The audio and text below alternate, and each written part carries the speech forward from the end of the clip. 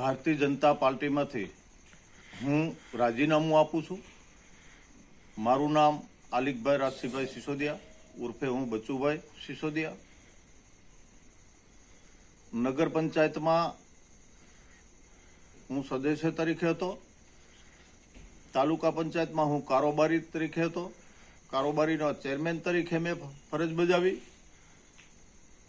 મારા ધર્મપત્ની એ પણ કારોબારીના સદસ્ય તરીકે હતા। હાલ મારો દીકરો અજયસિંહ એ તાલુકા ભાજપના ઉપપ્રમુખ તરીકે ફરજ બજાવે છે, પણ એ પણ આજ રાજીનામું આપે છે। મારા પરિવાર સાથે અમે રાજીનામું આપીએ છીએ।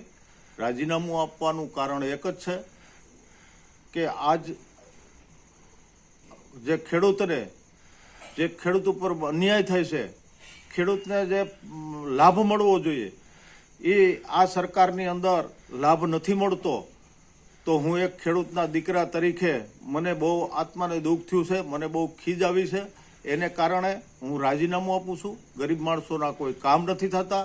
આ સરકારમાં આવું જો કામ ન થતું હોય અને સારા કામ ન થતા હોય તો આ સરકારની અંદર આ પાર્ટીની અંદર રહેવાનો કોઈ અધિકાર નથી।